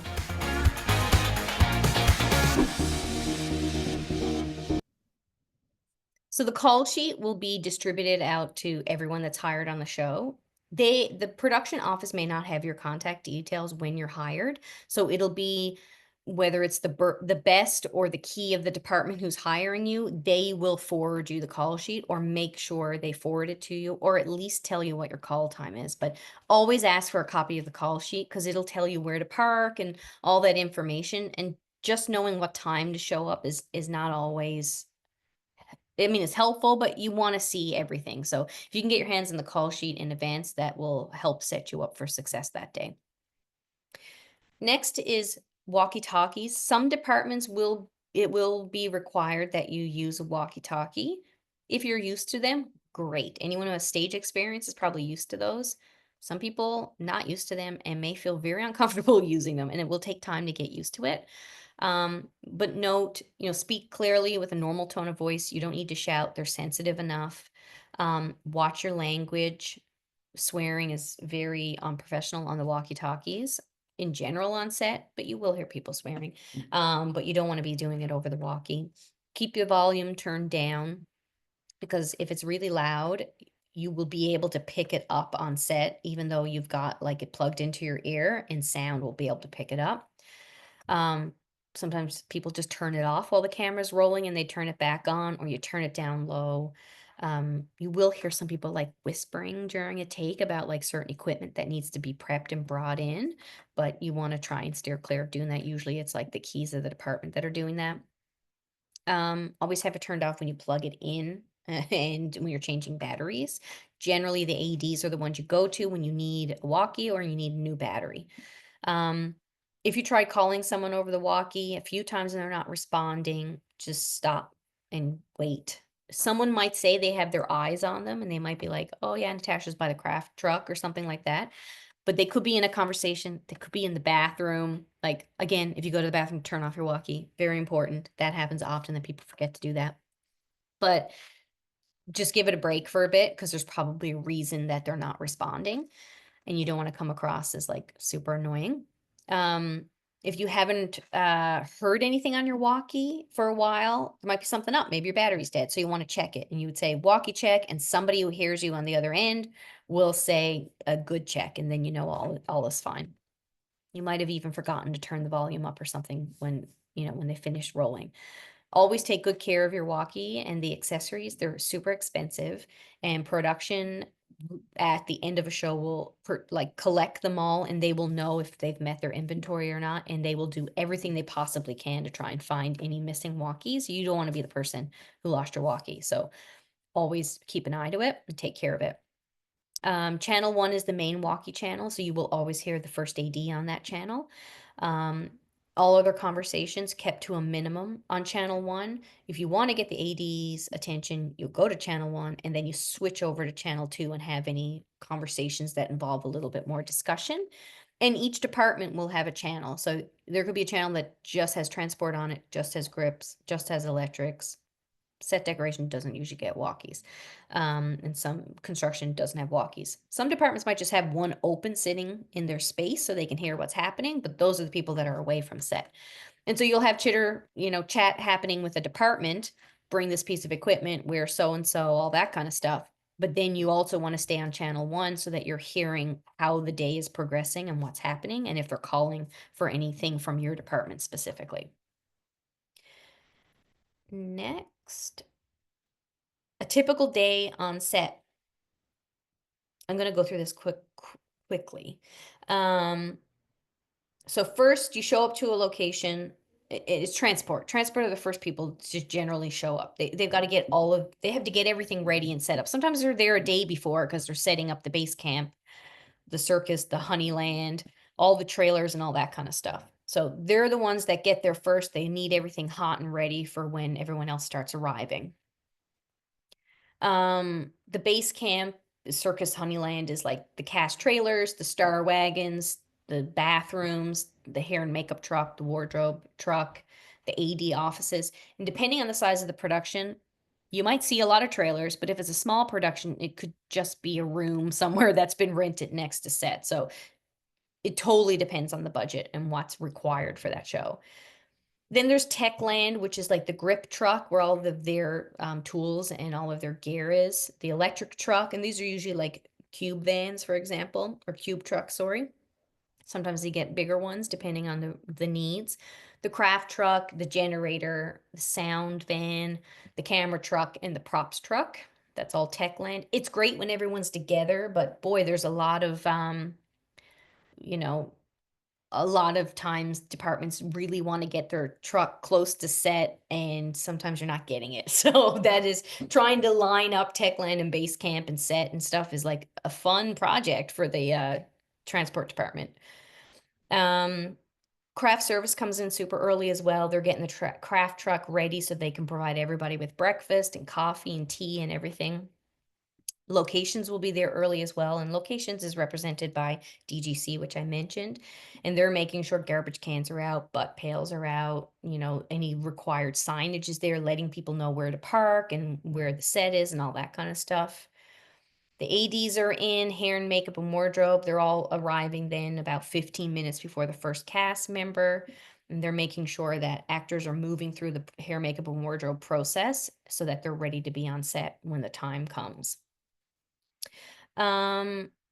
Depending on what the requirements of your department, there might be a pre-call. If it's a lot of work for your department, you're coming in a lot earlier. Sometimes you're just like walking away from the studio and you're coming back in and everything is ready. And so you might only get like a 15-minute pre-call.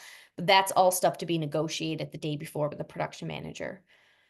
You'll do blocking on set, which is where you're kind of like figuring out where all the actors are going to position themselves, where the camera's going to be positioned, where the boom is going to be positioned, where the lights are, all that stuff. It's like a practice. You're rehearsing to see what's going on. You're blocking all of the equipment.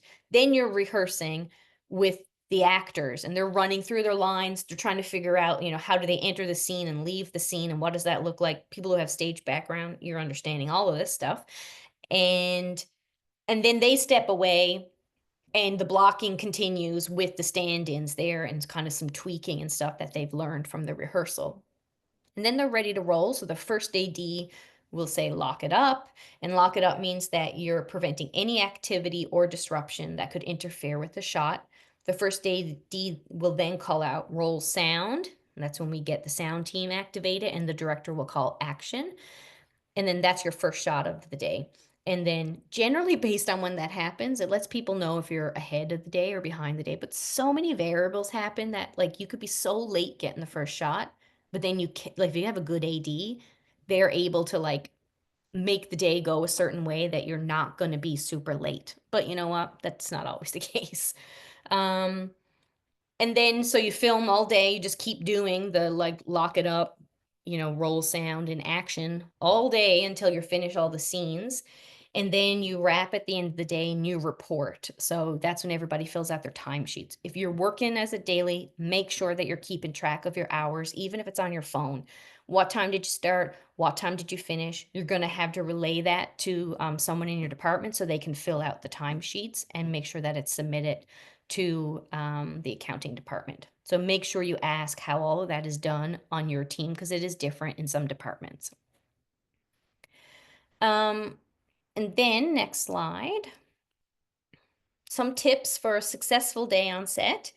No foul language on set, or at least do your best. Cell phone should always be on silent or off. You should show up about 15 minutes before your call and make sure you can get some breakfast. No visitors on set. Keep the actor's eye line clear. You don't want to be the person that's like staring at the actors. Some people have their heads down. Some people even be turned back on. They're working. You don't want to be watching them intently while they're working. Wear appropriate clothing, which we talked about.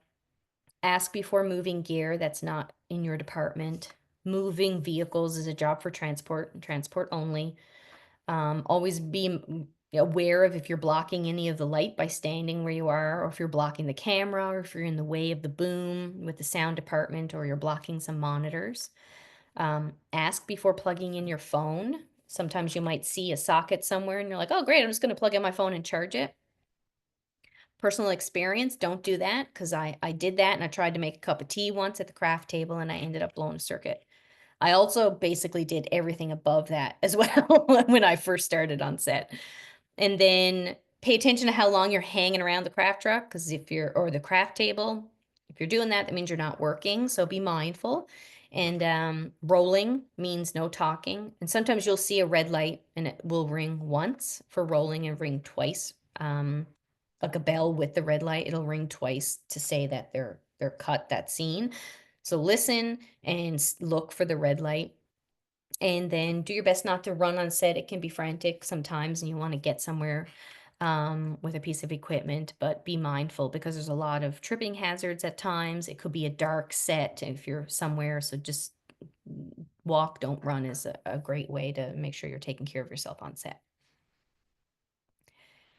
And that's a wrap. Gosh, 7:47. Amazing. I hope I, had some good information for you. I would love to answer any questions. Maybe I'll go see if there's anything else in the Q&A that I may have missed. Walkie-talkies are the norm in the industry. That's what I figured. Like a lot of people are probably used to that. So that's great. Put it on your resume. Experience with walkies. It's useful. Do it. Zoom boom, forklift, office admin, scaffolder. What's AWP? First aid, Wondering how much you can actually make doing these things. So Victoria, I don't know if you saw when I shared my screen on the rate sheet, but if you go to our website, you'll be able to see how the basic rate. Now, some people who have been in the industry for a while might be able to negotiate above that, but the basic rates are in that rate sheet at the end of our collective agreement. And so you can look at all of the departments, focusing probably on like the thirds positions, because that's usually what dailies are hired as. Oh, Natasha, Eric. I'm gonna jump in right before you get to your next one and Yeah. just go to our final slide in case anybody wants to grab any of the links that you've shared. We do have Perfect. some QR codes there, so you can connect with WRDC. You can also connect with OAWA. It also has Natasha's information and then a QR code for ourwork.ca. And other than that, I'll leave you to the Q&A. Awesome. Thank you. Thank you so much, Amanda, for working through those slides and clicking all the links. I didn't make it easy. I made sure there was all these things you had to do and pay attention to. I think we covered a lot of the stuff that's in here in the Q&A. Are there any other questions that people want to add in there? Oh, here because we're starting up workshops that are really new in Labrador and wanting to know more info to share with my kids. There's so much in Labrador, so much potential. I see your message there, Heidi.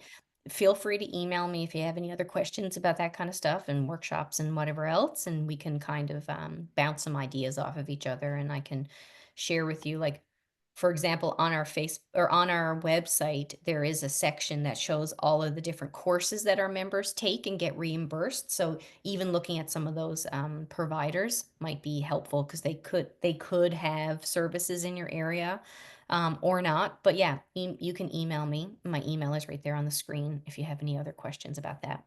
And Natasha, someone asked about like who they should send their resume to if they are interested in these positions. They, should they send them to you? How would they do that? If you want to kind of cover Yeah, that. you can email me directly, or you can go to that. Oh, Amanda just put the link up. Awesome. There's a link there that I created a Google form where I can kind of keep people from this group together and, kind of prioritize this group a little bit and push them forward.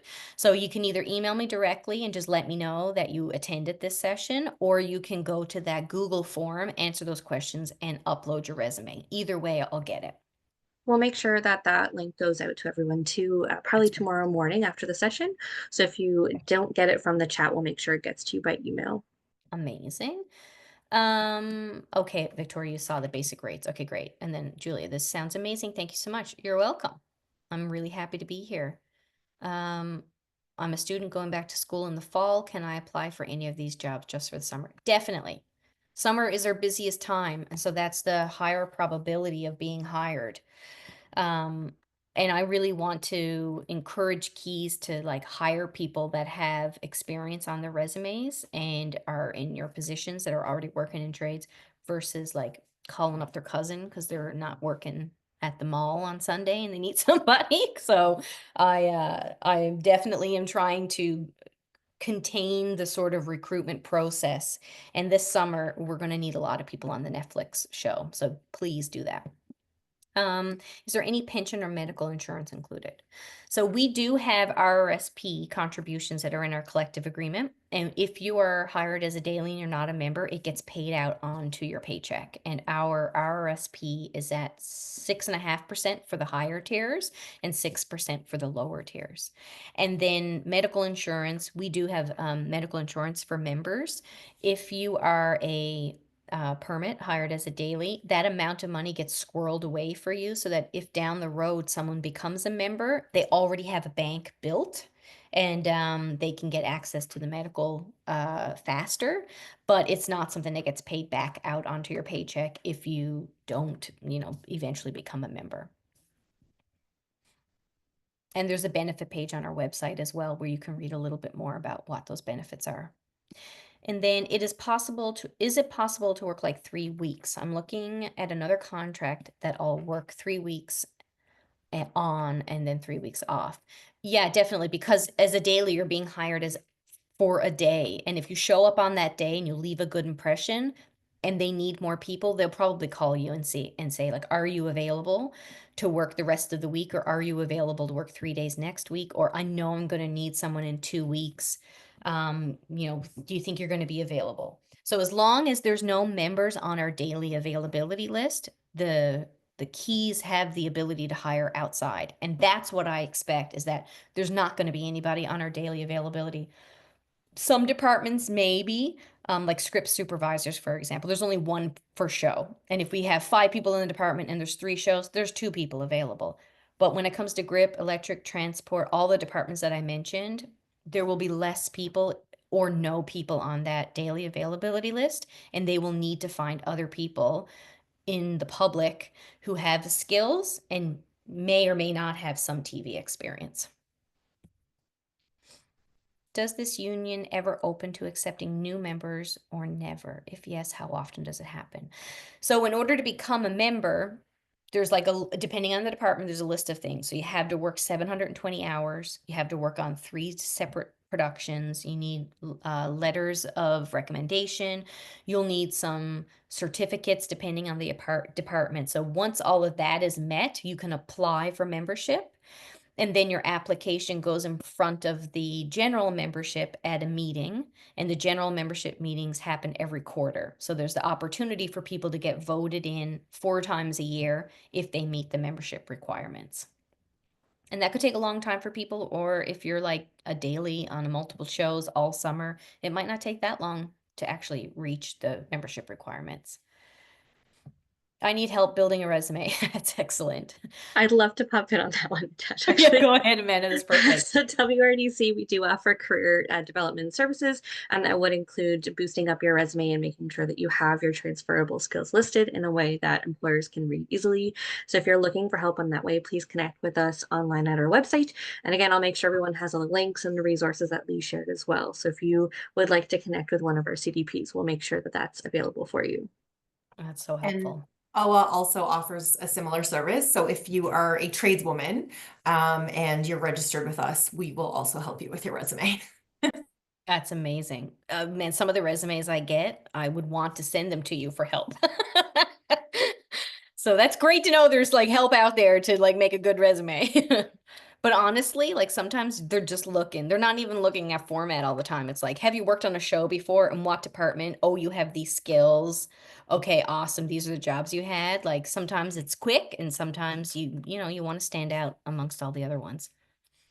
I just want to clock before our next question that we have about 5 minutes left. So I think we can probably tackle the next one, but we might have to leave any others to reach out if that's okay with you, Natasha. That's totally fine.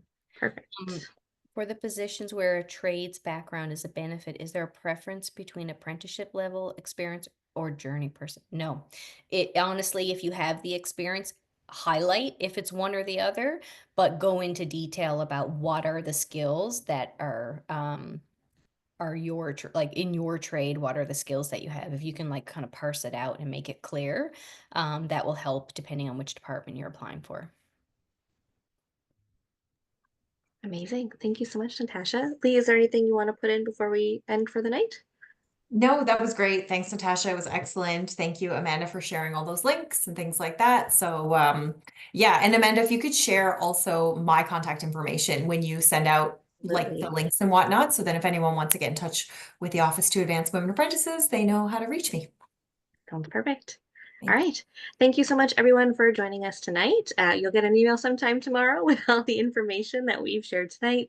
And I hope to hear that you've reached out to Natasha, because they're really exciting opportunities. And we're really lucky as a province to have this come to our front door. So thanks so much, everyone, and have a great night. Thanks, everybody. Have a good night. I hope you learned lots.